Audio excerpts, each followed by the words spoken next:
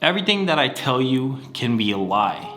Everything can be fake, fraudulent, bullshit, whatever you want to call it. That's why at the end of the day, you still have to do your own research and make the decision that's best for you. The thing with the internet is that anyone can say anything behind a computer screen, and there isn't any way that people that don't know that person can verify that what they're saying is true. Anyone can make a video telling you to buy some stock, and they pay for ads for it to get more views. They can pay for bots to like and comment on the video and say, it really helped. They can pay for people to share the video. Everything has the possibility of just being a bunch of bullshit. I'm not saying that everything on the internet is bullshit, but you just have to be wary of it. Just because I turn on the camera and you see my face and my house also doesn't make it real. I can be lying about where I live, I can be lying about my income, I can be lying about my education level, I can be lying about anything. If you were a kid in the early 2000s, there was this commercial that was on TV, and it talked about something called a house hippo. I'm gonna link it down below. If you know what I'm talking about, I probably just unlocked a memory deep inside your brain and now you're thinking about the commercial. Anyway, the gist of the commercial is that there was a fictional creature called a house hippo. Basically, the house hippo would live in your house.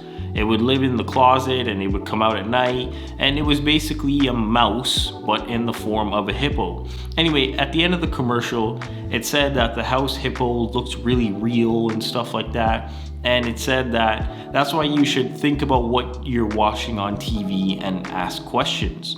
It's crazy because we had commercials on TV that were telling you to ask questions instead of blindly consuming and buying products and stuff like that.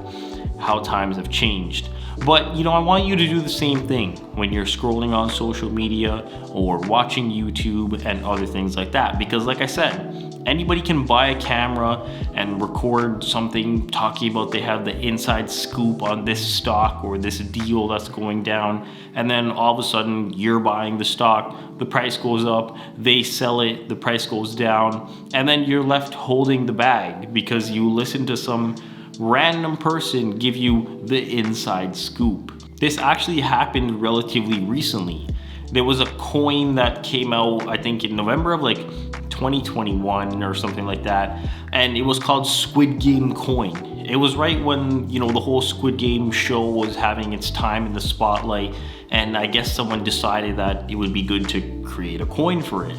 To make a long story short, it started out at half a cent or something, minimal like that, and it ended up reaching heights of $2,800 or something crazy. After it hit those highs, a group of scammers basically sold all their coins and left everyone that bought the coin holding what was essentially a worthless coin. But it's not only about financial advice. This video can be copied and pasted to anything you do in your life and anything you're trying to learn from people on the internet and even in books. Just because I talk about saving money because it works for me doesn't mean that you should do all the things that I do with my money. You might think that saving money is dumb, and that's perfectly okay, because you formed your own opinion. Maybe you would rather live life to the fullest and enjoy the money now. That doesn't make me or you more right. We're just two different people with different opinions. Just because I tell you that the iPhone 12 mini was good for me to buy, now, doesn't mean that it will be good for you. Maybe you need to pick up your brother from school, so you need the extra hour and a half of battery to make sure your phone doesn't die. Maybe you can't spend $500 on a vacuum just because I told you it was the best vacuum that I've ever bought. My point is that you still have to do your own research and still make those decisions for yourself. Now you might be saying, well, okay, you're telling me not to believe everything I see on the internet, so I'll just read books then. But books can be bullshit too. Libraries can be full of false information also. Once again, I'm not saying that they are, but they can be.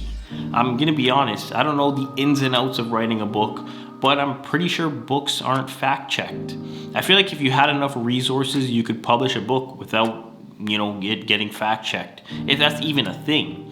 I feel like fact-checking is at the discretion of the author, and if they want to keep their reputation in good standing, then they would get the book fact-checked and cite their sources and other things like that.